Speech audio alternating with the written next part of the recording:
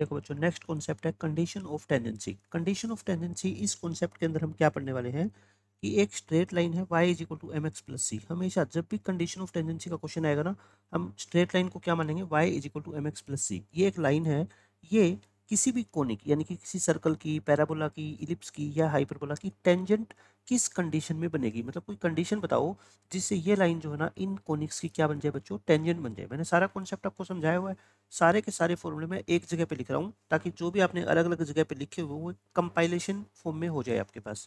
Circle की equation अगर आपको गिवन हो बच्चों, x square plus y square equal to r square, और लाइन तो मैं हमेशा यही मान के चलूंगा, ठीक है। तो ये लाइन इस सर्कल की टेंजेंट कब बनेगी, जब सी की वैल्यू क्या होगी, plus minus r into one plus m square. ये कंडीशन ऑफ टेंजेंसी का मैंने आपको प्रूफ करवाया हुआ है, यहाँ पे मैंने प्रूफ सारे करके दिखा दिए आपको। बट अल्टीमेटली आपको एग्जाम के लिए क्या करना पड़ेगा, इनको लर्न करना पड़ेगा। पैराबोला, चार टाइप के पैराबोला है बच्चों, इसको आपको पता है राइट हैंडेड पैरा बोलते हैं पैराबोला, ये लेफ्ट हैंडेड पैराबोला है, ये अपवर्ड है और ये क्या है, डाउनवर्ड। राइट हैंडेड सबसे ज़्यादा जो क्वेश्चन आते हैं ना एग्जाम में, वो किसके आते हैं बच्चों, राइट हैंडेड पैराबोला के। बट फिर भी आपको सारी कंडीशन याद होनी चाहिए। राइट हैंडेड में ये लाइन इस पैराबोला की टेंजेंट कब बनेगी, जब सी किसके इक्वल होगा, ए बाई एम। इसमें सी इक्वल टू क्या हो जाएगा, माइनस ए बाई एम। और अपवर्ड पैराबोला में c is equal to minus A m square, और डाउनवर्ड पैराबोला में बच्चों क्या हो जाएगा, c is equal to A m square. ऐसे ही इलिप्स के केस में ये लाइन टेंजेंट कब बनेगी, जब सी स्क्र किसके इक्वल होगा, ए स्क्र एम स्क्र प्लस में बी स्क्र। यानी कि देखो यहीं से याद हो जाएगा आपको, ए स्क्र बी स्क्र है ना, इस ए स्क्र के आगे क्या लगा देना, एम स्क्र, और प्लस में क्या कर देना, b square is equal to c square. ये हो जाएगा। अच्छा, हाइपरबोला में सिर्फ इलिप्स और हाइपरबोला में क्या चेंज है, देखो बी स्क्र की जगह बच्चों क्या आ गया, माइनस बी स्क्र आ गया। तो बस यहाँ पे भी बी स्क्र की जगह किसको चेंज कर दो, माइनस बी स्क्र से रिप्लेस कर दो, ठीक है। तो ये सारी की सारी कंडीशन ऑफ टेंजेंसी है, इसके ऊपर हम क्वेश्चन करेंगे काफ़ी सारे। मैंने सारे के सारे बच्चों प्रूव करके बता दिए आपको कि ये लाइन इस सर्कल की टेंजेंट कब बनेगी, जब ये कंडीशन होगी। मैंने प्रूव करके बताया। अब एक मेथड तो क्या होता है, ये सर्कल का सेंटर है बच्चों 0 0, अगर ये लाइन इसकी टेंजेंट है तो आप एक बात बताओ, ये वाली जो रेडियस है, एक तो इसको हम रेडियस बोल रहे हैं, एक यही जो डिस्टेंस है ना बच्चों, ये इस सेंटर की, सेंटर सी की परपेंडिकुलर डिस्टेंस है, कहाँ से, इस लाइन से। और आपको पता है ना, एक लाइन से पॉइंट की परपेंडिकुलर डिस्टेंस कैसे निकाली जाती है, आर इक्वल टू, ये क्या है, रेडियस, और ये क्या है बच्चों, perpendicular distance of the centre from the tangent. मैंने दोनों चीज़ें इक्वेट कर दी और फिर क्या कर दिया, सी का आंसर निकाल दिया। बट ये मेथड सिर्फ और सिर्फ किसके लिए यूज होगा बच्चों, सर्कल के लिए। क्यों, क्योंकि सर्कल के अंदर ही सेंटर का कॉन्सेप्ट होता है, और ये कंडीशन होती है कि सेंटर की डिस्टेंस इस टेंजेंट से किसके इक्वल होती है, रेडियस के इक्वल होती है, ठीक है। बाकी किसी भी कोनिक के अंदर ये मेथड आपका काम नहीं आएगा, बट सर्कल में ये मेथड काम आएगा, और सारे सर्कल में काम आएगा, चाहे उसका सेंटर 0 0 हो, चाहे सेंटर 0 0 ना हो। लेकिन बच्चों, ये कंडीशन सिर्फ और सिर्फ तभी यूज करनी है जब उसका सेंटर 0 0 हो। देखो मैंने यहाँ पे लिखा हुआ है, only for the circle with centre 0 0। अगर सेंटर 0 0 नहीं हुआ सर्कल का, तो आप ये कंडीशन यूज नहीं कर सकते। फिर आप क्या करोगे, बेसिक मेथड, यानी कि रेडियस को किसके इक्वल रखोगे, perpendicular distance of the centre from the tangent. ये सबसे इंपॉर्टेंट कॉन्सेप्ट है बच्चों, सबसे इंपॉर्टेंट। बस सर्कल का कोई भी क्वेश्चन आ जाए ना, अगर आप ये कंडीशन अप्लाई कर दोगे तो आपका क्वेश्चन सोल्व हो जाएगा, कंडीशन ऑफ टेंजेंसी से रिलेटेड। अब मेथड 2, ये जो मेथड है ना बच्चों, ये सारे कोनिक के लिए एप्लीकेबल है। मतलब चाहे सर्कल का क्वेश्चन है, चाहे पैराबोला का, चाहे इलिप्स का या हाइपरबोला का। आप क्या किया करो, जो लाइन की इक्वेशन है और जो कोनिक की इक्वेशन है, उन दोनों को आपस में क्या कर लिया करो, सोल्व। सोल्व का मतलब उनका क्या निकाल लो, पॉइंट ऑफ इंटरसेक्शन। फाई की वैल्यू एम एक्स प्लस सी यहाँ पुट कर दो। पुट करने के बाद इसको क्वाड्रेटिक बना लो, किसमें, एक्स में। Make quadratic in x. देखो ये बन गई एक्स स्क्र की टर्म, फिर एक्स की टर्म, फिर कॉन्स्टेंट टर्म। अब किसी भी क्वाड्रेटिक इक्वेशन के बच्चों आपको पता है कितने रूट होते हैं, 2 रूट होते हैं। बट इस लाइन जिसको मैं टेंजेंट बोल रहा हूँ, और ये रेड वाला सर्कल, अगर इनके 2 पॉइंट ऑफ कॉन्टैक्ट हो गए, मतलब कि ऐसे, तो फिर तो बच्चों ये लाइन इसकी क्या बन जाएगी, सीकेंट बन जाएगी। क्योंकि सीकेंट क्या होती है, एक ऐसी लाइन जो सर्कल को 2 पॉइंट पे इंटरसेक्ट करती है। बट हम तो चाहते हैं कि ये लाइन क्या रहे, टेंजेंट। बट क्वाड्रेटिक इक्वेशन के रूट तो कितने हैं, तो इसका मतलब वो दोनों के दोनों रूट क्या होने चाहिए बच्चों, इक्वल। और इक्वल रूट्स का मतलब क्या होता है, इसका डिस्क्रिमिनेंट क्या होना चाहिए, 0। तो बस मैंने डी निकाल के बी स्क्र माइनस 4ac के फॉर्मूले से, और उसको क्या रखा है, 0 रखा है, ठीक है।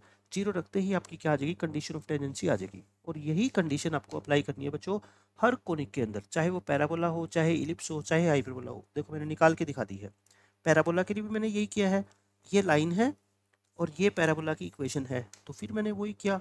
इस y को मैंने पैराबोला की इक्वेशन में पुट कर दिया, x में क्या बना ली देखो क्वाड्रेटिक बना ली, और फिर इसका d क्या कर दिया 0 पुट कर दिया। हर क्वेश्चन के अंदर बच्चों आपको यही कंडीशन अप्लाई करनी है, ठीक है।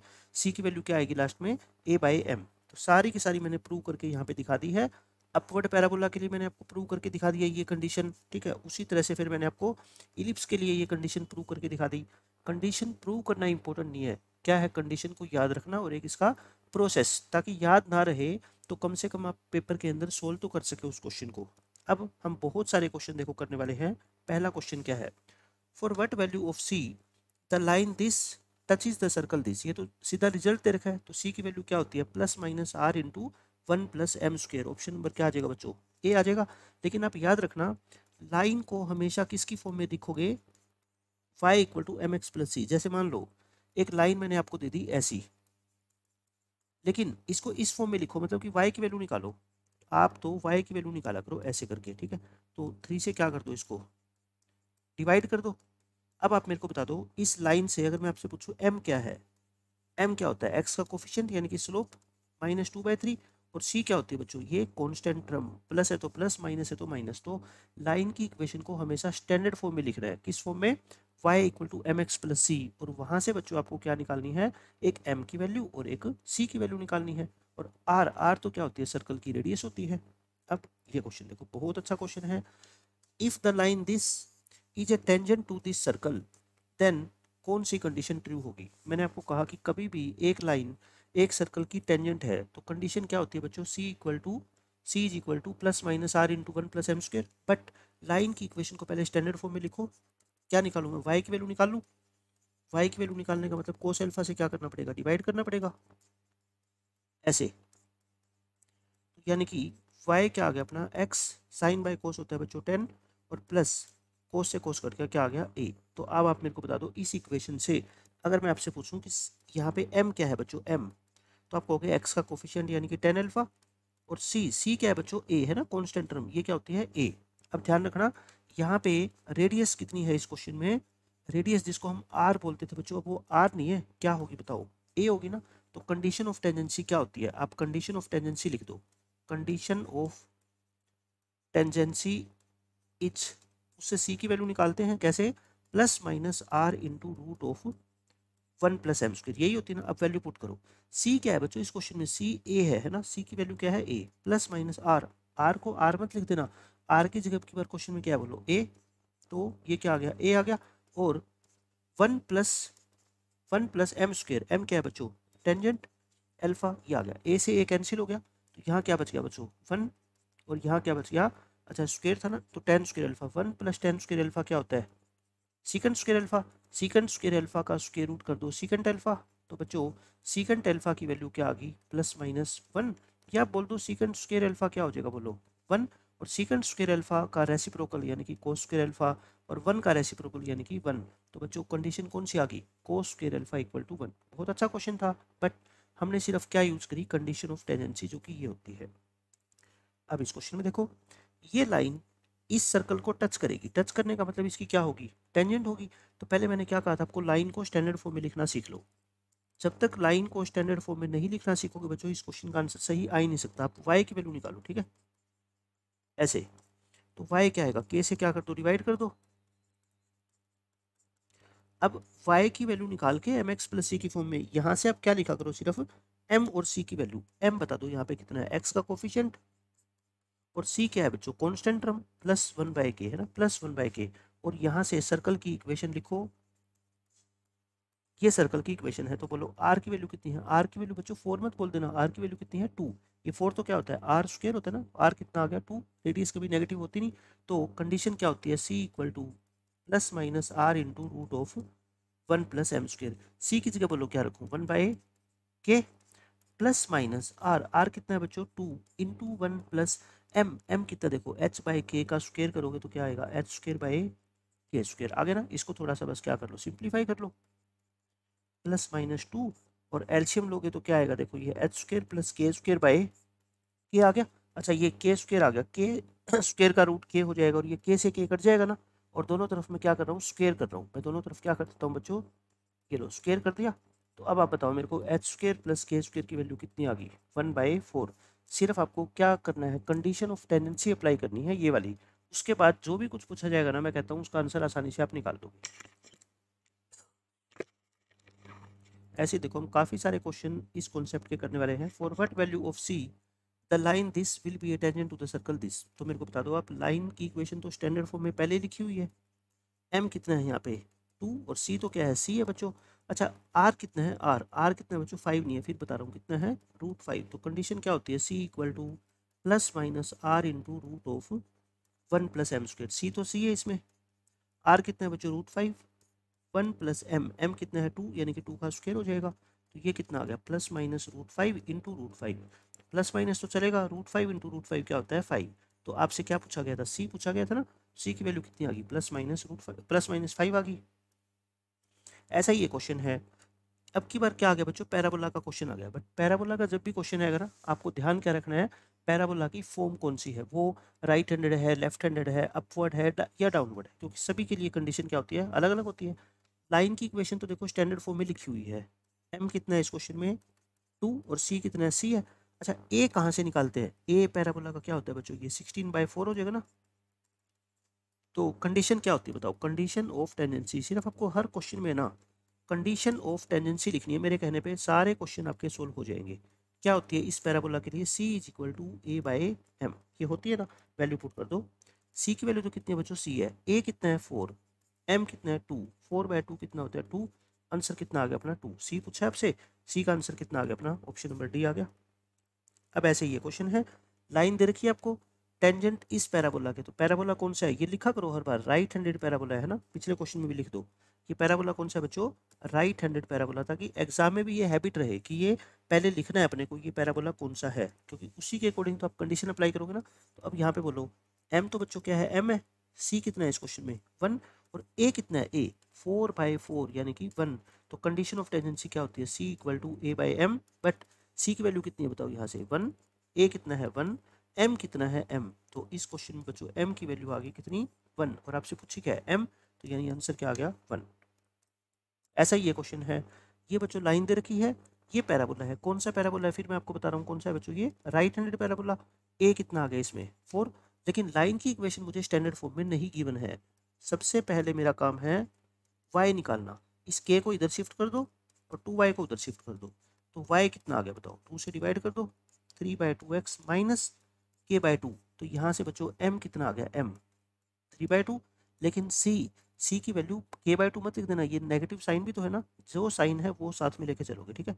और a कितना आ गया बच्चों, a आ गया अपना 4। तो कंडीशन ऑफ टेंजेंसी बता दो आप क्या होती है, condition of tangency is c = a/m। c कितना बच्चों देखो -k/2, a कितना है a 4 डिवाइड बाई m कितना है 3/2। अब ये 2 तो ऊपर चला जाएगा, तो कितना आ गया 8/3, और 2 से उधर मल्टीप्लाई करोगे तो k कितना आ गया बोलो, प्लस माइनस प्लस माइनस नहीं माइनस आएगा, प्लस माइनस गलती से लगा दिया मैंने, k क्या आएगा अपना -16, और बाय क्या आ जाएगा 3। तो ये k का आंसर आ गया, k पूछा आपसे -16/3 आंसर आ गया। ऐसा ही ये क्वेश्चन है, ये लाइन है, ये टेंजेंट। अब की बार क्या आ गया, इलिप्स, इलिप्स की इक्वेशन आ गई है ना। बट इलिप्स की इक्वेशन को पहले क्या करो बच्चों, स्टैंडर्ड फॉर्म में चेंज करो। स्टैंडर्ड फॉर्म क्या होती है, x² + 3y² = 12 दे रखा है, इधर 1 बनाओ, राइट हैंड साइड में हमेशा 1 बनाया करो, वो स्टैंडर्ड फॉर्म कहलाती है। ये आ गई, तो बता दो आप मेरे को यहाँ से a कितना आ गया बच्चों, a² आ गया 12, और b² कितना आ गया 4, निकाल दिया। अब इस लाइन को स्टैंडर्ड फॉर्म में चेंज करो, y की वैल्यू निकाल दो, क्या आ जाएगी x + h। तो यहाँ से m बता दो बच्चों क्या आ गया, m 1, और c कितना आ गया अपना h, मैंने सारी वैल्यू निकाल दी, m की वैल्यू, c की वैल्यू, a की a² b²। तो कंडीशन ऑफ टेंजेंसी बता दो इलिप्स के लिए, कंडीशन ऑफ टेंजेंसी इज क्या होती है बच्चों, c² = हर बार c की वैल्यू निकलेगी, ठीक है। यहाँ से मैं सीधा c² निकाल रहा हूँ, a² m² + b²। तो c², c कितना है देखो ध्यान से देखो, h का स्क्वायर, a² कितना है बच्चों 12, m कितना है 1, b कितना है 4, ध्यान से करना है हर चीज, ठीक है। तो h की वैल्यू कितनी आ गई बोलो, +-4। आंसर पूछा क्या है h, तो आंसर कितना आ गया अपना +-4। ये क्वेश्चन देख लो, सेम वही क्वेश्चन, लाइन दे रखी है बच्चों, इलिप्स है, वही स्टैंडर्ड फॉर्म में इलिप्स दे रखा है, ये लाइन है, बस लाइन से क्या निकालना है अपने को, y निकालना है ना। तो बोलो ये माइनस हो जाएगा उधर जाके, ये प्लस हो जाएगा, और फिर m से क्या कर दो, डिवाइड कर दो। ये कर दिया। तो अब इस क्वेश्चन में आप बता दो मेरे को, कंडीशन ऑफ टेंडेंसी अप्लाई करने के बाद क्या आ जाएगा। कंडीशन ऑफ टेंडेंसी इज, मैं कैपिटल फॉर्म में लिखता हूँ, सी स्क्वायर इक्वल टू क्या होता है, a square m square plus में बी स्क्वायर। अब यहाँ पे सी कितना है बता दो, सी कितना है बच्चों, एन बाई एम है ना, और इक्वल टू ए स्क्वायर तो कितना है, ए स्क्वायर ही है। लेकिन एम, एम क्या होता है बच्चों, स्लोप। एम क्या है, ये इसको क्या बोलते हैं बच्चों, एम, कैपिटल एम लिख रहा हूँ मैं, ठीक है, क्योंकि स्मॉल एम क्वेश्चन में ऑलरेडी यूज किया हुआ है। तो ये क्या हो जाएगा बोलो, माइनस एल बाई एम का whole square plus b square, तो क्या है, बी स्क्वायर है ही, बस इसको क्या कर लो, सिंप्लीफाई कर लो, स्क्वायर खोल दो, a square l square by m square और प्लस क्या आ गया बच्चों, बी स्क्वायर। हर एक टर्म को किससे मल्टीप्लाई कर दो, एम स्क्वायर से मल्टीप्लाई कर दो, तो क्या आ गया, एन स्क्वायर, और ये क्या आ जाएगा अपना, ए स्क्वायर एल स्क्वायर और प्लस में बी स्क्वायर एम स्क्वायर। तो देख लो कौन सी कंडीशन है, एन स्क्वायर इक्वल टू है, एन स्क्वायर इसमें है, m square b square a square l square. Option number क्या दिख रहा है अपने को, ए दिख रहा है। ये तो हो नहीं सकता क्योंकि नेगेटिव साइन है, ऑप्शन नंबर ए करेक्ट है। इसमें the number of values of c for which this line touches the curve this, इस कर्व को टच करती है। ये कर्व कौन सी दिखाई देगी आपको, ये क्या है बच्चों, इलिप्स है। तो यहाँ पे ए स्क्वायर तो कितना है 4 और बी स्क्वायर कितना है बच्चों 1, और इस लाइन से आप मेरे को बता दो m कितना है 4 और c तो कितना है बच्चों, c है। तो फिर कंडीशन क्या होती है बोलो, c square equal to a square into m square plus b square, यानी कि 64 65, सी स्क्वायर की वैल्यू 65, तो c कितना आ गया प्लस माइनस रूट 65। तो कितनी वैल्यू पॉसिबल है बताओ, दो वैल्यू है ना, तो ये कितनी वैल्यूज है, दो वैल्यूज। आंसर कितना आ गया इसका 2। ऐसा ही ये क्वेश्चन है, ये लाइन हाइपरबोला को टच करती है। तो अब की बार क्या आ गया क्वेश्चन, हाइपरबोला का आ गया। तो इसको पहले क्या करो, स्टैंडर्ड फॉर्म में चेंज करो, 45 से बच्चों डिवाइड करके थ्रू आउट हाइपरबोला की स्टैंडर्ड इक्वेशन लिख लो। एक्स स्क्वायर बाय कितना आ गया ये 5 और y square by 9 is equal to 1। तो ए स्क्वायर कितना आ गया बच्चों यहाँ पे 5, एक्स स्क्वायर के नीचे जो लिखा हुआ है ए स्क्वायर और वाई स्क्वायर के जो नीचे लिखा हुआ है वो क्या होता है बी स्क्वायर। और यहाँ से बोलो एम कितना आ गया 3 और सी कितना आ गया बच्चों लेमडा। तो कंडीशन क्या होती है बोलो, c square equal to a square m square minus b square होती है ना, हाइपरबोला में क्या होती है माइनस बी स्क्वायर, सी यानी कि लेमडा, ए स्क्वायर कितना 5, एम स्क्वायर यानी कि 3 का स्क्वायर माइनस बी स्क्वायर यानी कि 9। ये 9 5 जा 45, 45 में से 9 घटा दो 36, तो लेमडा कितना आ गया plus minus lambda square equal to, ये लेमडा कितना आ गया प्लस माइनस 6। आपको लेमडा चाहिए था, लेमडा आ गया प्लस माइनस 6। ऐसे ये क्वेश्चन है, ये लाइन है और ये इस हाइपरबोला को बच्चों टच करती है, तो इसकी वैल्यू आपको निकालनी है। मैं कहता हूँ सिर्फ एक ही कंडीशन आपको याद रखनी है, कंडीशन ऑफ टेंडेंसी। पहले क्या करो, इसको स्टैंडर्ड फॉर्म में चेंज करें, y sine alpha equal to minus x cos alpha plus p. मेरे को तो क्या निकालना है, वाई निकालना है ना, कोस alpha by sine alpha plus P by sine alpha, है ना। ऐसे कैसे सोच छोड़ दो एक बार, एम कितना हो गया बताओ माइनस कोस बाय साइन। चाहो तो आप कोस बाय साइन को कोट लिख लो, ना भी लिखोगे तो इससे भी काम चल जाएगा, क्योंकि मेरा जो आंसर है वो किस में है, कोस और साइन की फॉर्म में ना, तो मैं इसी फॉर्म में रहने देता हूँ। और सी कितना आ गया आपका पी बाय साइन एल्फा, और यहाँ से ए स्क्वायर बी स्क्वायर तो वही स्टैंडर्ड फॉर्म में है। तो आप कंडीशन ऑफ टेंडेंसी अप्लाई कर दो, है ना, कंडीशन ऑफ टेंडेंसी अप्लाई करो, सी स्क्वायर सी स्क्वायर यानी कि P square by sine square alpha, ये किसके इक्वल होता है बच्चों बताओ बताओ, ए स्क्वायर इंटू एम स्क्वायर यानी कि cos square alpha by sine square alpha, इसका स्क्वायर कर दिया, और माइनस क्या होता है पी स्क्वायर। बस अब मेरा क्वेश्चन हो गया सोल्व। सिंप्लीफाई करके इसको मेरे को यहाँ तक पहुँचाना है ना, इसकी वैल्यू निकालनी है, क्या होगी तो बताओ। क्या आपको लग रहा है कि साइन स्क्वायर अल्फा से मल्टीप्लाई कर दूँ बच्चों, थ्रू आउट में क्या कर रहा हूँ साइन स्क्वायर अल्फा से मल्टीप्लाई कर रहा हूँ। तो ये क्या आ जाएगा ए स्क्वायर कोस स्क्वायर अल्फा और माइनस बी स्क्वायर क्या आ जाएगा साइन स्क्वायर अल्फा। देख लो यही तो निकालना है, a square cos square alpha minus b square sine square alpha, और इसकी वैल्यू क्या आ गई बच्चों पी स्क्वायर, और यही आपसे पूछा है। आंसर क्या आ गया, ऑप्शन नंबर ए आ गया। ऐसे ही ये क्वेश्चन है, ये लाइन बच्चों इस पैराबोला को टच करेगी, लेकिन ये पैराबोला कौन सा है देखो, एक्स के ऊपर स्क्वायर है, तो ये बच्चों पैराबोला कौन सा हो गया अपवर्ड पैराबोला। और अपवर्ड पैराबोला में कंडीशन याद करो, यहाँ से पहले क्या निकालो वाई निकालो, वाई कितना आएगा -2/3 x -k/3, ये आ गया। तो यहाँ से बच्चों m कितना आ गया बोलो, m -2/3, c कितना आ गया -k/3, बस प्लस माइनस के साइन जहाँ पे भी मिस्टेक होगी क्वेश्चन का आंसर गलत आ जाएगा, ठीक है। और यहाँ से a कितना होता है 108 को 4 से क्या कर दो डिवाइड। अब मैंने क्या लिखा आपको, कंडीशन ऑफ टेंडेंसी लिखा करो हर बार, कंडीशन ऑफ टेंडेंसी किसके लिए, अपवर्ड पैराबोला के लिए। याद करो, अगर चारों ऐसे याद नहीं रहती ना तो आप एक साथ लिख लिया करो चारों। पहले सी क्या होता है, ए बाई एम, लेफ्ट हैंडेड के लिए ये होता है, अपवर्ड के लिए बस इसी में माइनस है, एम को ऊपर ले जाओ और क्या कर दो स्क्वायर, और डाउनवर्ड के लिए क्या होता है बच्चों, C is equal to A M square. तो कंडीशन क्या है बोलो, C equal to minus A M square. C की वैल्यू कितनी है, माइनस के बाय 3 माइनस ए कितना है बच्चों 27, और m का स्क्वायर यानी कि ये क्या है -2/3 का स्क्वायर। ये कर दो बस, माइनस से माइनस काट दे दोनों तरफ, 81 इंटू 4/9, 9 से ये 9 टाइम्स कट गया तो k कितना आएगा अपना 36। 36 इस क्वेश्चन का क्या है आंसर है, k पूछा है आपसे। ये क्वेश्चन देख लो, ये लाइन इस पैराबोला को टच करती है। देखो मैंने अब सारे तरह के पैराबोला आपको दे दिए है ना, ये कौन सा पैराबोला है, डाउनवर्ड पैराबोला। तो डाउनवर्ड के लिए कंडीशन क्या होती है, याद आ गया अब आपको, c is equal to A M square. अब मैं डायरेक्ट लिख रहा हूँ, देखो यहाँ से y की वैल्यू लिखोगे आप तो क्या आएगी -x प्लस 3k। c कितना है बच्चों, c है यहाँ पे 3k। a कितना है बोलो, a मैंने कहा था कभी भी नेगेटिव नहीं होता, a हमेशा क्या होता है बच्चों पॉजिटिव। कई बच्चे -8 को 4 से डिवाइड कर देते हैं, लेकिन नहीं, पैराबोला में a की वैल्यू हमेशा क्या होती है, पॉजिटिव होती है। ठीक है, ये क्या आ गया 2, m कितना है बोलो -1, तो 3k कितना आ गया 2, k की वैल्यू कितनी आएगी बच्चों 2/3। इस क्वेश्चन का आंसर आ गया 2/3। ऐसा ही ये क्वेश्चन है, ये लाइन इस पैराबोला को टच करेगी। ये पैराबोला कौन सा है देख लो, y square equal to 4/3x। तो यहाँ पे a कितना है बोलो, इसको 4 से डिवाइड करोगे 1/3। अच्छा ये कौन सा पैराबोला है, राइट हैंडेड पैराबोला।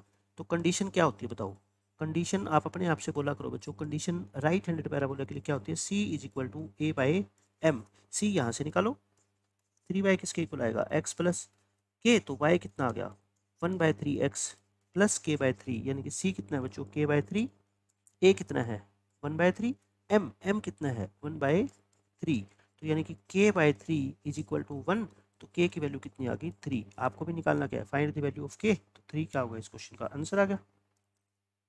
ऐसे इस क्वेश्चन में देखो, ये लाइन इस पैराबोला को बच्चों क्या करती है, टच कर रही है। कौन सा पैराबोला है देखो, x square equal to -4y, downward parabola है। तो कंडीशन क्या होती है, c is equal to A M square. C बता दो यहाँ से, c क्या आएगा x माइनस के। तो बच्चों y कितना आ गया 1/2 x माइनस k/2। तो c कितना आ गया -k/2। a कितना है 1, m कितना है 1/2, इसका स्क्वायर। तो -k/2 इक्वल टू 1/4। इस 2 को उधर शिफ्ट कर दो, तो k कितना आ गया आपको दिख रहा है -1/2। इस क्वेश्चन का क्या है आंसर है, k निकालना था आपको। 17th क्वेश्चन में ये लाइन इस हाइपरबोला को क्या करती है, वही टच करती है। तो आपको निकालना क्या है बच्चों, k निकालना है। तो पहले स्टैंडर्ड फॉर्म में चेंज करो इसको, x²/5, इसको भी 5 से डिवाइड करो और ये 1 आ जाएगा। तो इसको पहले स्टैंडर्ड फॉर्म में चेंज करो, ऊपर y² का कोफिशिएंट बच्चों 1 होना चाहिए। तो ये 4 को नीचे ले आओ ऐसे, ठीक है। तो यहाँ पे a² क्या बोलूँगा मैं 5, और b² की वैल्यू कितनी होगी 5/4 होगी। यहाँ से y निकालो, ये आ गया 3x प्लस में k। तो y की वैल्यू कितनी आएगी बच्चों 3x/4 प्लस k/4। तो कंडीशन क्या होती है हाइपरबोला के लिए, याद करो, कंडीशन होती है बच्चों c² equal to a² m² minus b², यही होती है। वैल्यू पुट कर दो, c² यानी कि k/4 का स्क्वायर इक्वल टू a² यानी कि 5, m कितना है बच्चों 3/4 इसका स्क्वायर माइनस b² यानी कि 5/4। ध्यान रखना b² है ये, 5/4 का स्क्वायर मत कर देना, ये ऑलरेडी b² है। तो आंसर क्या आ जाएगा k²/16 और 5 इंटू 9/16 माइनस। अच्छा देखो नीचे 16 है ना, इसको भी मैं 16 बना लेता हूँ, मतलब नीचे भी 4 से मल्टीप्लाई कर दो, ऊपर भी क्या कर दो 4 से मल्टीप्लाई, ताकि मैं इस 16 को थ्रू आउट कैंसिल कर सकूँ। तो आंसर क्या आ गया अपना k² इक्वल टू 9×5 = 45 और 5×4 = 25। तो k की वैल्यू कितनी आएगी बच्चों, k की वैल्यू आएगी +-5। तो अपना आंसर क्या आ गया +-5। k निकालना था आपको, आ गया k। ऐसा ही सेम ये क्वेश्चन है, बस इसमें ध्यान से देखो क्या है क्वेश्चन में। लाइन ये है, ये टेंजेंट है बच्चों सर्कल की, बट सर्कल का जो सेंटर है ना वो 0 0 नहीं है बच्चों। इस सर्कल का सेंटर 0 0 नहीं है। अगर आपने यहाँ पे कंडीशन लगा दी कि c equal to +-r/1 + m², तो आपका आंसर क्या आएगा गलत। तो सही आंसर निकालने के लिए क्या करें, हमेशा याद रखना जब सेंटर 0 0 ना हो तो वो कंडीशन आप अप्लाई नहीं कर सकते। फिर क्या करोगे, बेसिक मेथड। बेसिक मेथड क्या है बताओ, इसका सेंटर निकाल लो। सेंटर कितना है बच्चों 1,2। रेडियस निकाल लो, क्या होती है radius g² plus f² minus c यानी कि -3। तो 5 + 5 5 में से 3 गया 2 यानी कि √2 आ गई। रेडियस आ गई √2। अब डायग्राम बनाओ इसका। देखो जैसे मैं डायग्राम बनाऊंगा ना आपको क्वेश्चन समझ आ जाएगा ये क्या है। ये लाइन है, लाइन की इक्वेशन को स्टैंडर्ड फॉर्म में लिखा ही हुआ है, पहले x फिर y फिर कॉन्स्टेंट टर्म। और ये बच्चों क्या है, इसका सेंटर है, और ये क्या होती है, रेडियस होती है। रेडियस कितनी है, √2। अब आप मेरे को बताओ किसी भी सर्कल में ये जो रेडियस होती है, रेडियस वो किसके इक्वल होती है, perpendicular distance of the centre from the tangent. किसी भी सर्कल में बच्चों ये कंडीशन हमेशा ट्रू होती है, चाहे उस सर्कल का सेंटर 0 0 हो, चाहे कुछ भी हो, है ना। डायग्राम से ही समझ लो आप। तो रेडियस कितनी है, √2। और इस सेंटर की यहाँ से परपेंडिकुलर डिस्टेंस, पहले पॉइंट पुट करते हैं, x की जगह 1, y की जगह 2। और ये लेकिन ध्यान रखना मोड का साइन आता है ना, क्योंकि डिस्टेंस कभी भी नेगेटिव नहीं आती। और के हमें क्या पता, के मान लो -10 हो तो बच्चों ये तो नेगेटिव हो जाएगा ना, तो इसलिए मैंने मोड का साइन लगा दिया। और नीचे क्या आता है, 1 + 1। तो ये कितना आ गया बोलो, √2 × √2।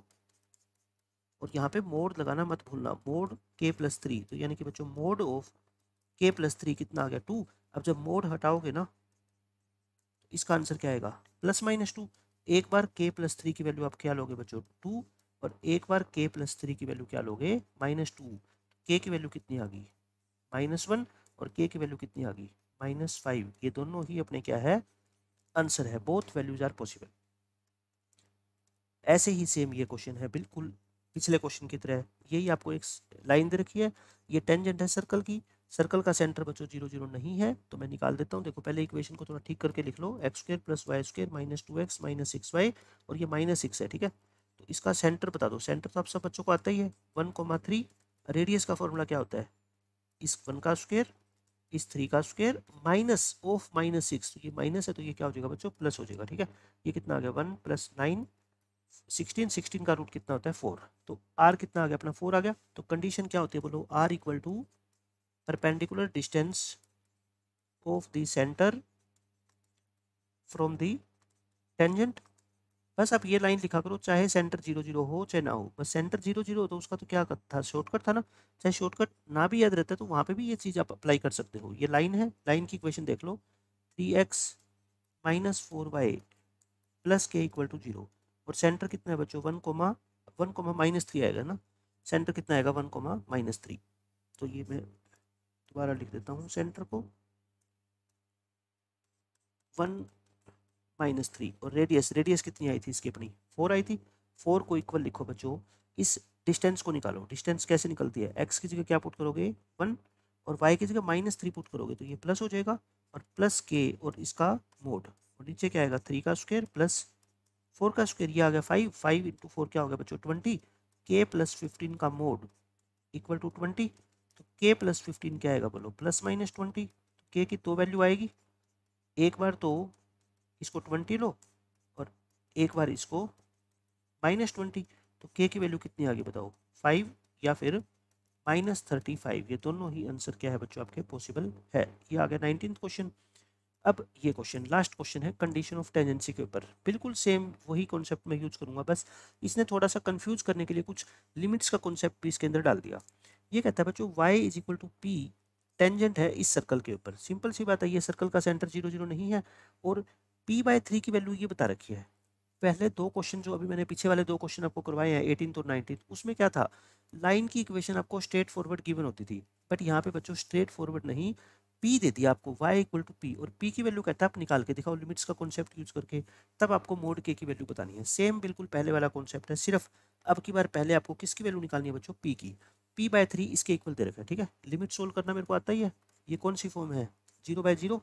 तो लोपिटल रूल लगाओ, ऊपर वाले का डेरिवेटिव करो, 1 - sec² x और अपॉन इसका डेरिवेटिव क्या होगा बच्चों, x²। अब देखो ये फिर से 0/0 फॉर्म है। अब एक बच्चा तो क्या लगाएगा इसमें, ध्यान रखना। फिर से चलो मैं एक बार 0/0 लगा के दिखा देता हूँ आपको, क्योंकि जो मैं बताना चाहता हूँ वो कॉन्सेप्ट हो सकता है एग्जाम में दिमाग में ना आए। तो 0/0 तो आएगा ना, 1 का डेरिवेटिव 0, sec² का क्या होगा 2 secant x, और फिर secant x का बच्चों क्या होगा, secant × 10। और 3x² का डेरिवेटिव कितना हो गया, 6x। अब आप मेरे को बताओ इसके ऊपर जब लिमिट अप्लाई करोगे 10x/x, ये तो क्या हो जाएगा 1। बाकी के ऊपर लिमिट अप्लाई कर दो, कितना आगे बोलो, -2/6। और secant 0 कितना होता है, 1। secant 0 कितना होता है, 1। तो ये किसका आंसर है बच्चों, p/3। p/3 = -1/3। 3 से 3 कट गया, p की वैल्यू कितनी आ गई, -1। तो बस अब क्वेश्चन पे आते हैं। तो ये लाइन क्या होगी पता है, y इक्वल टू -1 होगी, यानी कि 0x plus y plus 1 equal to 0। ये लाइन ऐसी बना दी मैंने, ठीक है। ऐसी क्यों बनाई, ताकि मैं स्टैंडर्ड फॉर्म में लिख सकूँ लाइन को ऐसे, 0x plus y plus 1 equal to 0। और इसका सेंटर क्या है, सेंटर बता दो डायरेक्ट बच्चों, सेंटर इस लाइन इस सर्कल का क्या है 1 2, और रेडियस निकालनी पड़ेगी ना, 1 प्लस 4 और k प्लस है तो यहाँ क्या होगा माइनस, यानी कि रूट ऑफ 5 माइनस के। तो ये आ गया बच्चों रेडियस, रूट ऑफ 5 माइनस के। और अब क्या रख दो, रेडियस को परपेंडिकुलर डिस्टेंस के इक्वल रख दो, चीज़ वही है। रेडियस कितनी है बोलो, 5 माइनस के का स्क्वायर रूट। परपेंडिकुलर डिस्टेंस कैसे निकालते हैं, x की जगह तो 1 लिखोगे तो ये तो 0 ही हो जाएगा, y की जगह बच्चों कितना लिखोगे 2, और कॉन्स्टेंट टर्म कितनी है 1, और नीचे कितना आएगा बोलो, नीचे आएगा आपका 1। तो ये आ गया 5 माइनस के का रूट इक्वल टू 3। तो दोनों तरफ क्या कर दो, स्क्वायर कर दो। तो k की वैल्यू कितनी आ गई बच्चों, k की वैल्यू यहाँ से आएगी आपकी -4। k तो नेगेटिव आ सकता है ना, बट आपसे क्या पूछा गया मोड k, तो k का मोड यानी कि -4 का मोड, तो आंसर कितना आएगा 4। इस क्वेश्चन का आंसर कितना आ गया बच्चों 4। अच्छा क्वेश्चन था, लिमिट्स का कॉन्सेप्ट भी यूज हो गया और आपको डायरेक्ट ये कंडीशन ऑफ टेंडेंसी भी यूज करवा लिया एग्जामिनर ने। अच्छा मैं ये बताना चाहता था कि इसमें इस स्टेप के बाद अगर आप डायरेक्ट लिखना चाहो, जरूरी नहीं है ये, इसको लिमिट को सोल्व करने का मैं सेकंड मेथड बता देता हूँ इस स्टेप के बाद, क्योंकि हो सकता है इस क्वेश्चन में तो ये कॉन्सेप्ट ना आप यूज करो तब भी काम चल जाएगा, बट कहीं लेंथी क्वेश्चन आ गया उसमें आपको पहचानना आना चाहिए कि 1 माइनस सीकेंड स्क्वायर बच्चों क्या होता है, -10 स्क्वायर होता है ना। सीकेंड स्क्वायर -1 क्या होता है 10 स्क्वायर, तो ये -10 स्क्वायर हो गया। अब मैं इसको डायरेक्ट लिख दूंगा, देखो इसको -1/3 को तो बाहर करो, और ये बताओ आपका क्या बन गया, ये 10x/x का होल स्क्वायर बन गया ना। 10x/x के ऊपर लिमिट अप्लाई करोगे बच्चों, ये तो क्या होती है 1 का स्क्वायर, यानी कि देखो आंसर ऐसे भी निकाल सकते थे विदाउट यूजिंग l'Hopital ट्रिग्नोमेट्री का फॉर्मूला यूज करके। आंसर वही आएगा, लिमिट का कितना -1/3। अब बच्चों नया कॉन्सेप्ट आता है अपना, एक कॉन्सेप्ट खत्म हो गया आज के लेक्चर में, कौन सा आपका कंडीशन ऑफ टेंजेंसी, सारे तरह के कोनिक के लिए, सर्कल, पैराबोला, इलिप्स, हाइपरबोला। अब आता है पेयर ऑफ स्ट्रेट लाइन, ये बहुत बहुत ज़्यादा इंपॉर्टेंट कॉन्सेप्ट है, मैंने आपको पूरा अलग से चैप्टर पढ़ाया हुआ है general equation of second degree के नाम से। ये आपको पता है general equation of second degree होती है, और कभी कभी ये इक्वेशन किसको रिप्रेजेंट करती है, पेयर ऑफ स्ट्रेट लाइन को। कब, जब डेल्टा क्या होता है 0। डेल्टा की वैल्यू मैंने आपको बता रखी है, इस तरीके से याद करते हैं। An honest girl has best friend goes for college. इसमें अपने को ना पेपर में दो तरह के क्वेश्चन पूछे जाते हैं, finding separate equations of two lines, और दोनों लाइन का बच्चों क्या पॉइंट ऑफ इंटरसेक्शन POI। यानी कि देखो पेयर ऑफ स्ट्रेट लाइन आप मेरे को बताओ होता क्या है, जैसे मैंने आपके सामने दो इक्वेशन लिख दी, x plus y equal to 2 और x minus 3y equal to 10, और मैं कहता हूँ इसका पेयर ऑफ स्ट्रेट लाइन लिखो, तो आप क्या करते हो, दोनों इक्वेशन की मल्टीप्लाई करते हो, यानी कि पहली इक्वेशन को ऐसे लिखते हो और दूसरी इक्वेशन को बच्चों ऐसे लिख देते हो। तो पेयर ऑफ स्ट्रेट लाइन क्या आएगी पता है, इन दोनों इक्वेशन की मल्टीप्लाई कर दो, x plus Y minus 2 into x minus 3y minus 10 equal to 0। इनको सोल्व कर लेना मल्टीप्लाई करके, वो जो आंसर आएगा इसी को क्या बोलेंगे हम, पेयर ऑफ स्ट्रेट लाइन बोलेंगे। यानी कि पेयर ऑफ स्ट्रेट लाइन कैसे बनता है, दो लीनियर इक्वेशन को मल्टीप्लाई करने पर। अब मैं आपसे ये कहता हूँ, मैंने आपको पेयर ऑफ स्ट्रेट लाइन लिख के दे दिया, मतलब कि मैंने आपको लिख के दे दिया इन दोनों की मल्टीप्लाई, देखो कुछ तो आएगी, x square minus 3y square something करके ये आएगा। मैंने आपको ये इक्वेशन दे दी और मैं कहता हूँ वापस से मेरे को ये दो इक्वेशन निकाल के दिखाओ, मतलब कि मैं आपको दो इक्वेशन दे दूँ और कहूँ कि पेयर ऑफ स्ट्रेट लाइन निकालो, तब तो आप उसकी मल्टीप्लाई कर दोगे। बट मैंने आपको ये ऐसी इक्वेशन दे दी इस फॉर्म में, general equation of second degree, और मैं कहता हूँ इसको वापस कन्वर्ट करो किसमें, पेयर ऑफ स्ट्रेट लाइन में, मतलब इसके फैक्टर बना के अलग अलग इक्वेशन लिखो ऐसे। तो बच्चों आपको पता है कि ऐसे तो लिख नहीं सकते आप डायरेक्ट, तो पता कैसे लगेगा कि किस में से क्या कॉमन आएगा, कैसे फैक्टर बनाए, तो उसका मैं एक आपको जनरल तरीका बता देता हूँ। देखो मैं इसका आपको बताऊंगा जनरल मेथड, लेकिन आप ध्यान रखना ये एग्जाम में क्वेश्चन नहीं आएगा, नोट फॉर एग्जाम्स। ये जो दो लाइनों की अलग अलग इक्वेशन निकालने वाला कॉन्सेप्ट सिर्फ मैं आपको समझा रहा हूँ, बट अगर किसी बच्चे को लगता है कि उसको नहीं समझना तो वो इसको स्किप कर सकता है, क्योंकि सेपरेट इक्वेशन निकालना एग्जाम के अंदर क्वेश्चन नहीं आएगा। एग्जाम के अंदर क्वेश्चन क्या आएगा, इन दोनों लाइन का जो आपने सेपरेट इक्वेशन निकाल ली, देखो जैसे एक ये इक्वेशन है एक ये इक्वेशन है, बताओ कि कहीं ना कहीं तो इंटरसेक्ट करेगी ना किसी पॉइंट पे। तो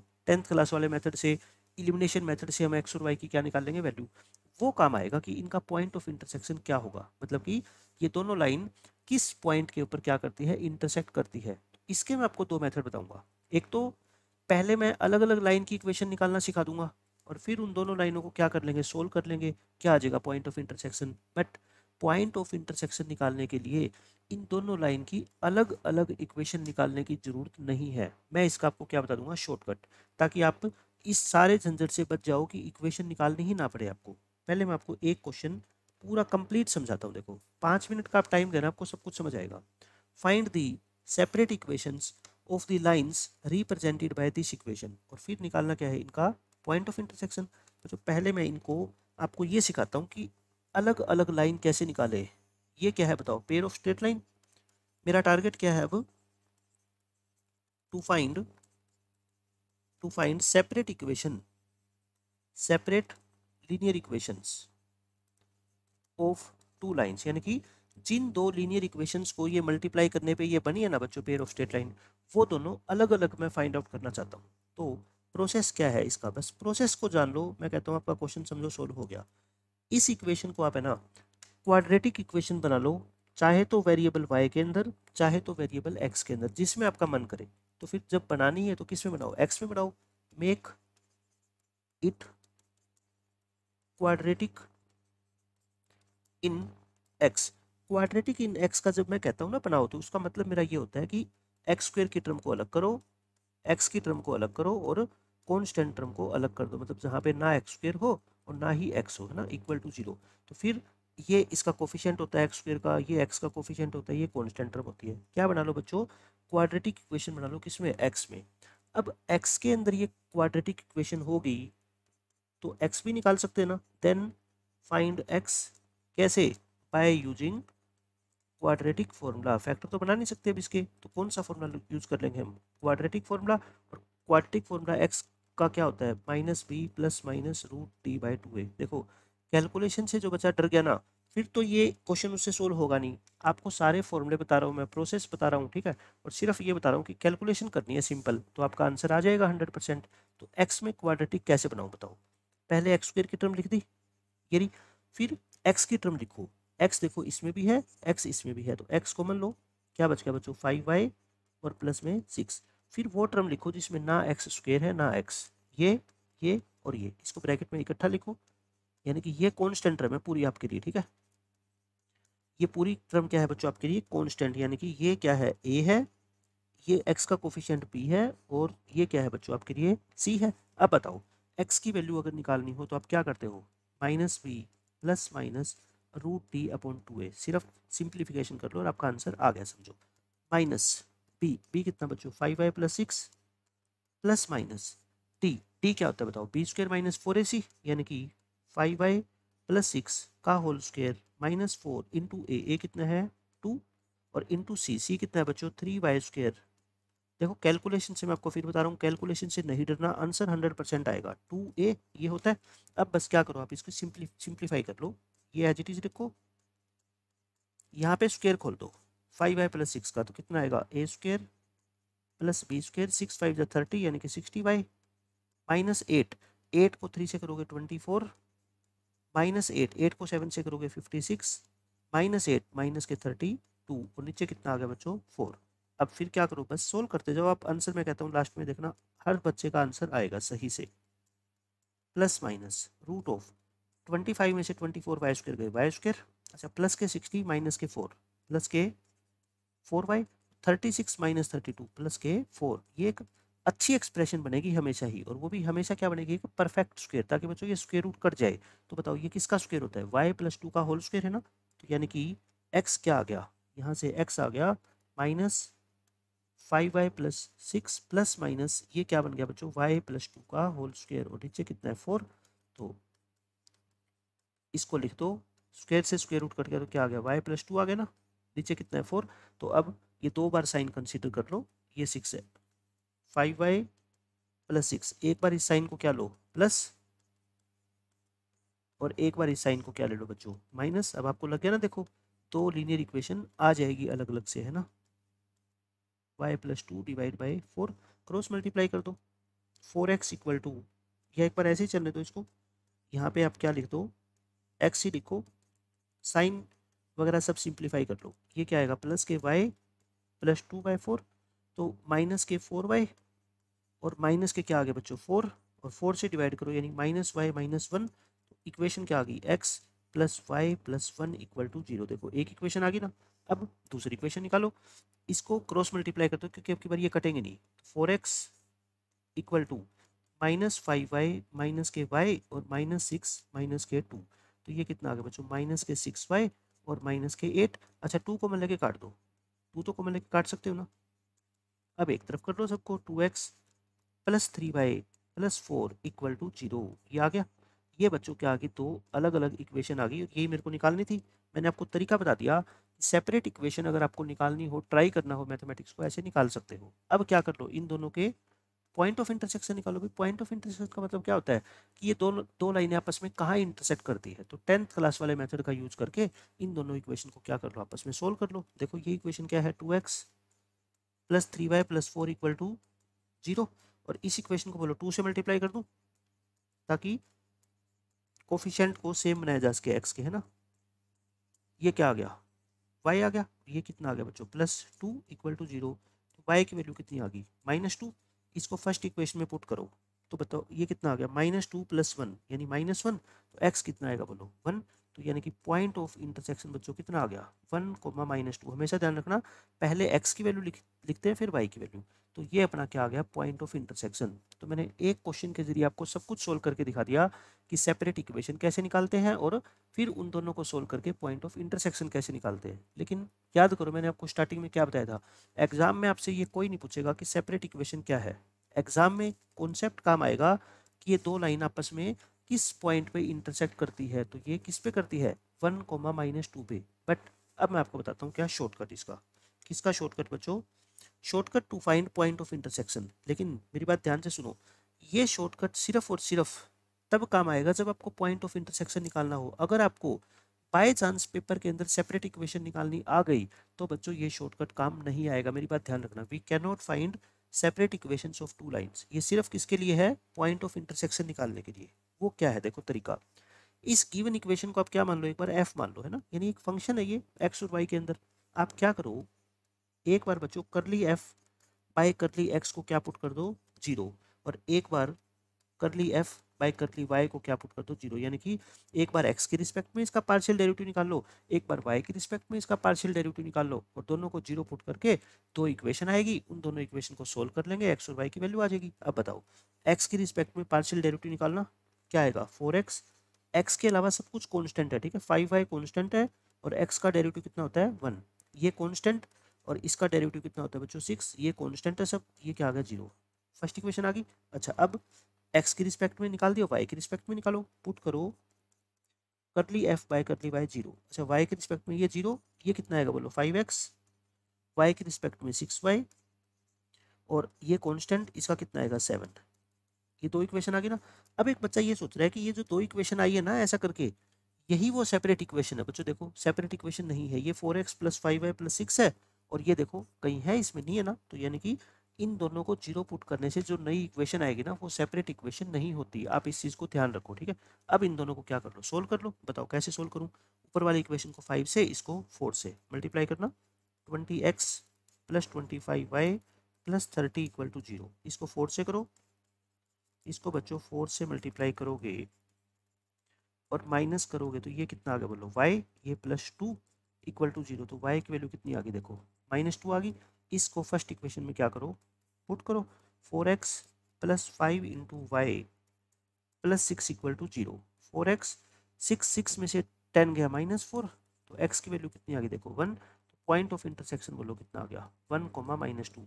और आप देख लो पॉइंट ऑफ इंटरसेक्शन क्या था, 1, -2। तो मैंने आपको क्या बताया, अगर पॉइंट ऑफ इंटरसेक्शन निकालना हो उसके लिए बच्चों सेपरेट इक्वेशन निकालने की जरूरत बिल्कुल भी नहीं है।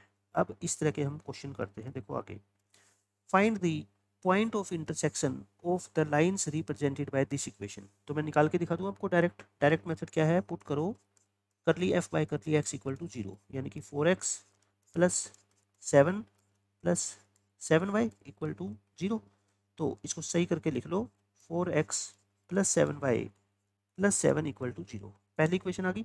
फिर करली f बाय करली y को 0 पुट करो तो बताओ क्या आएगा, y के रिस्पेक्ट में ये क्या आ गया बच्चों, 12y। ये 0, ये 13 और y के रिस्पेक्ट में इसका कितना आएगा 7x इक्वल टू 0। इसको ठीक करके लिख दें 7x plus 12y plus 13 equal to 0। ये आगे सेकंड इक्वेशन। अब दोनों को क्या कर लो, सोल्व कर लो। इस इक्वेशन को 7 से कर लो, इसको 4 से, कोफिशिएंट को इक्वेट कर लो। 7 से करोगे तो कितना आ गया देखो 28x plus 49y 49 equal to 0। 4 से करोगे 28x प्लस 48y और प्लस 4 से करोगे 52, माइनस करो 49 में से 48 गए y और 49 में से 52 माइनस करोगे -3। तो बच्चों y की वैल्यू कितनी आ गई 3। y की वैल्यू को 3 पुट कर दो किसमें, ऊपर फर्स्ट इक्वेशन में, तो x निकाल लो। यहाँ पुट करना 4x प्लस 7 इंटू 3 प्लस 7, तो ये 21 28 उधर जाके -28, x की वैल्यू कितनी आ गई -7। तो पॉइंट ऑफ इंटरसेक्शन बच्चों क्या होता है, x को y होता है ना, पहले x लिखते हैं और फिर क्या लिखते हैं y। आंसर क्या आ गया अपना -7,3। ये इस क्वेश्चन का आंसर है। सेम क्वेश्चन ये है, find the point of intersection of the lines of the lines है ये represented by this pair of straight line. अब तो निकाल लोगे, मैं इक्वेशन बना के छोड़ देता हूँ बस।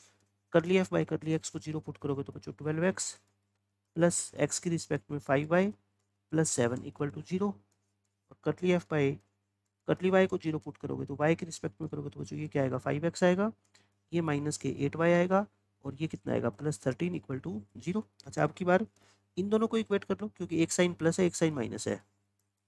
ऊपर वाली इक्वेशन को 8 से मल्टीप्लाई कर लेना, इसको 5 से मल्टीप्लाई कर लेना और आपस में सोल्व कर लो, आंसर आ जाएगा। सबसे इंपॉर्टेंट बच्चों ये है, सबसे इंपॉर्टेंट क्वेश्चन ये है, इसको स्क्वायर कर लो। यहाँ पे ये क्यूब नहीं है, ये क्या है स्क्वायर है, क्योंकि सेकंड डिग्री की इक्वेशन होती है general equation of second degree. अब इसमें आपको क्या निकालना है, find the centre of the circle whose normals are represented by this pair of straight line. पहले मैं आपको कॉन्सेप्ट समझाता हूँ क्या होता है कॉन्सेप्ट। अगर ये समझ गए ना तो बस समझो क्वेश्चन सोल्व हो गया। सर्कल की नॉर्मल की इक्वेशन बच्चों आपको याद है क्या, नॉर्मल की इक्वेशन कैसे निकालते थे। एक तो आपको सेंटर गिवन होता है, सेंटर मान लो 0 0 है ना, और एक आपको एक पॉइंट गिवन होगा इस सर्कल के ऊपर, मान लो ये है 3,4। जैसे मैं एक सर्कल बना देता हूँ, इसकी इक्वेशन है x² + y² इक्वल टू 25। आपसे ये पूछा जाता है कि इस पॉइंट के ऊपर सर्कल की क्या निकालो बच्चों, नॉर्मल की इक्वेशन। नॉर्मल क्या होती है, ये तो टेंजेंट है। इस पॉइंट के ऊपर एक परपेंडिकुलर ड्रॉ कर दो। ये जो रेड वाली लाइन है बच्चों, इस रेड वाली लाइन को क्या बोलते हैं, नॉर्मल। और सर्कल की नॉर्मल की खास बात क्या होती है, नॉर्मल कहाँ से पास होती है, it always passes through, it always passes through the centre of the circle. होती है ना सेंटर से पास, क्यों होती है सेंटर से पास, 9th क्लास में अपने थ्योरम पढ़ी है कि सेंटर से अगर रेडियस पे परपेंडिकुलर डाला जाए तो वो पॉइंट ऑफ कांटेक्ट के साथ कितना एंगल बनाता है बच्चों 90 डिग्री, यानी कि टेंजेंट के साथ वो 90 डिग्री एंगल बनाता है at the point of contact P, है ना ये। तो फिर यहाँ पे अगर हम परपेंडिकुलर डालेंगे तो नॉर्मल सी बात है वो कहाँ से पास होगा, सेंटर से। अब आप बता दो इसकी नॉर्मल की इक्वेशन कैसे लिखते हो, equation of normal 2 point formula से लिख दे, y minus y1 equal to m into x minus x1। तो y माइनस y1 चाहे इसको ले लो चाहे इस पॉइंट को ले लो, है ना। m क्या होता है y2 minus y1 upon x2 minus x1 x minus 0। तो बस इसको सिंप्लीफाई करके क्रॉस मल्टीप्लाई करके ये क्या आ जाती है बच्चों, आपकी नॉर्मल की इक्वेशन आ जाती है आगे। बट ये तो एक इक्वेशन आई है। अब सर्कल की तो लाखों नॉर्मल हो सकती है, क्योंकि सर्कल के ऊपर कितनी टेंजेंट ड्रॉ कर सकते हो आप, इनफाइनाइट। हर एक पॉइंट के ऊपर एक टेंजेंट बनती है ना। तो जैसे एक नॉर्मल बच्चों ये होगी जो सेंटर से पास होती है। नॉर्मल हमेशा कहाँ से पास होगी बताओ, सेंटर से। और एक नॉर्मल और बना देता हूं मैं, ये भी बच्चों क्या है ग्रीन वाली लाइन नॉर्मल, ये नॉर्मल फर्स्ट है और ये भी लाइन क्या है नॉर्मल है। दो नॉर्मल आपस में बता दो कहाँ पे इंटरसेक्ट करती है, हमेशा सेंटर्स पे। Two normals always intersect at the centre. अगर आपके मन में यह आ रहा हो कि नहीं सेंटर के अलावा भी ये कहीं इंटरसेक्ट कर सकती है, तो आप अपने माइंड से निकाल दो ये बात। कैसे बच्चों इंटरसेक्ट कर जाएगी, मान लो मैं कहता हूँ क्या यहाँ से इस पॉइंट पे इंटरसेक्ट कर जाएगी, नहीं करेगी ना। क्यों, क्योंकि दोनों नॉर्मल कहाँ से पास होती है हमेशा, सेंटर से। आप बताओ ये कहाँ पास हो रही है, सेंटर से नहीं पास हो रही ना। तो सर्कल की दो नॉर्मल हमेशा ही कहाँ से पास होती है, उनके सेंटर से पास होती है, सर्कल के सेंटर से। इसका मतलब क्या हुआ कि इन दोनों नॉर्मल का जो पॉइंट ऑफ इंटरसेक्शन है बच्चों, ये हमेशा ही क्या होता है बताओ, सर्कल का सेंटर होता है। यानी कि point of intersection of normals ये किसके इक्वल होता है, सर्कल के सेंटर के इक्वल होता है। तो अगर आपको सर्कल का सेंटर निकालना हो तो मैं कहता हूँ क्या निकाल दो, उन दोनों नॉर्मल्स का पॉइंट ऑफ इंटरसेक्शन निकाल दो, वो क्या आ जाएगा, सेंटर आ जाएगा। बट अब आपको पता है कि हम क्या पढ़ रहे हैं, पेयर ऑफ स्ट्रेट लाइन, मतलब इसमें आपको नॉर्मल की इक्वेशन अलग अलग नहीं गिवन होगी, उनकी दोनों इक्वेशन की मल्टीप्लाई करके जो पेयर ऑफ स्ट्रेट लाइन है वो गिवन होगी, है ना। और आपको क्या निकालना है, उसका सेंटर। सेंटर क्या होता है बताओ, इन दोनों नॉर्मल्स का पॉइंट ऑफ इंटरसेक्शन होता है ना, point of intersection of these two normals. और पॉइंट ऑफ इंटरसेक्शन निकालना तो अभी मैंने आपको सिखाया है, क्या सिखाया है बताओ बच्चों, इसको एफ मान के करली एफ बाई करली एक्स को क्या पुट करो, जीरो। क्या आ गया, 2x माइनस एक्स की रिस्पेक्ट में करोगे 2y, और ये कितना आ गया -3। करली एफ बाई करली वाई को जीरो पुट करो, y की रिस्पेक्ट में करोगे बच्चों कितना आ गया बताओ, -2x, और y की रिस्पेक्ट में करोगे +6। अच्छा अब देखो कितना आसान क्वेश्चन हो गया, क्योंकि इससे y की वैल्यू डायरेक्ट आ गई यहाँ से, ये x की वैल्यू कितनी आ गई बच्चों, 3। x की वैल्यू 3 आ गई, यहाँ से पुट करो 2 इंटू 3 -2y -3 इक्वल टू 0। 2 3 जा 6, 6 में से 3 गया 3, 3 इक्वल टू 2y। तो y कितना आ गया बोलो, 3/2। सेंटर क्या हो गया, सेंटर आ गया बच्चों 3, पहले x लिखते हैं फिर क्या लिखते हैं y, 3,3/2। इस क्वेश्चन का क्या आ गया, आंसर आ गया।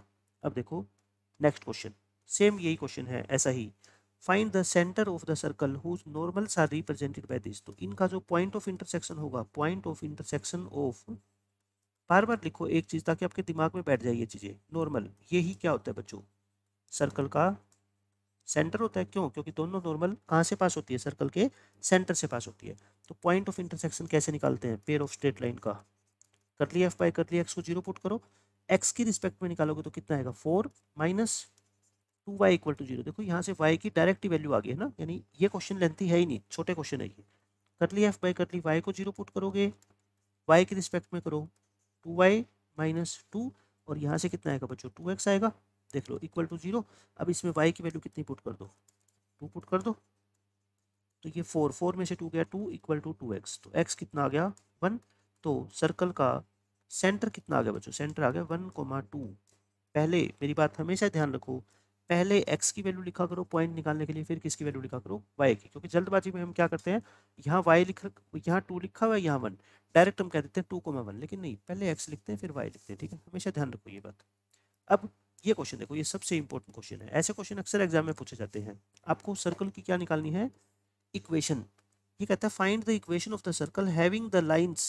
ये लाइन क्या है बच्चों, समझ गए ना, पेयर ऑफ स्ट्रेट लाइन है, ये दो लाइन है, ये इसकी क्या है बच्चों, नॉर्मल है। मतलब कि ये जो पेयर ऑफ स्ट्रेट लाइन आपको दे रखा है ना, ये क्या रिप्रेजेंट करता है, सर्कल की नॉर्मल्स को रिप्रेजेंट करता है, और वो सर्कल इस पॉइंट से पास होता है। मैं आपको डायग्राम बना के दिखाता हूँ।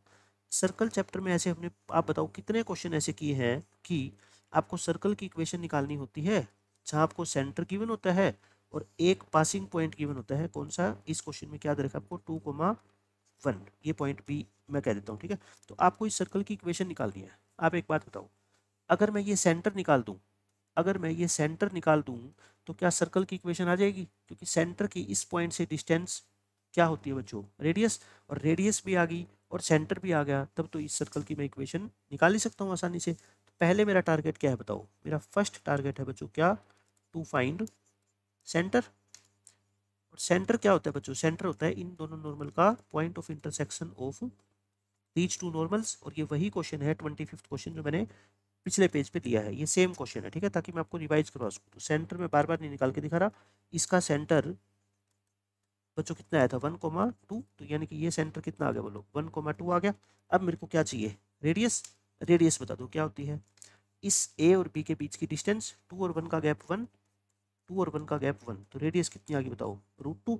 अब बता दो इक्वेशन ऑफ सर्कल क्या होती है, इक्वेशन ऑफ सर्कल इज, अगर बच्चों सेंटर h कोमा k होता है तो इक्वेशन क्या होती है, x माइनस एच का whole square plus Y minus k का whole square equal to r square, है ना, सेंटर रेडियस फॉर्म। जब सेंटर भी गिवन हो रेडियस भी गिवन हो तो निकाल दो आंसर, x माइनस एच का whole square plus Y minus 2 का whole square equal to r square, r √2 है तो इसका स्क्वायर करोगे तो कितना आएगा 2 आएगा ना। इसको कर लो simplify, a square plus b square minus 2x, y square plus 4 minus 4y, और ये +2 इधर आके -2 हो जाएगा। तो आंसर क्या आ गया, x square plus y square minus 2x minus 4y, 5 5 में से 2 गए 3, प्लस के 3 इक्वल टू 0। ये अपने क्वेश्चन का क्या है, आंसर है।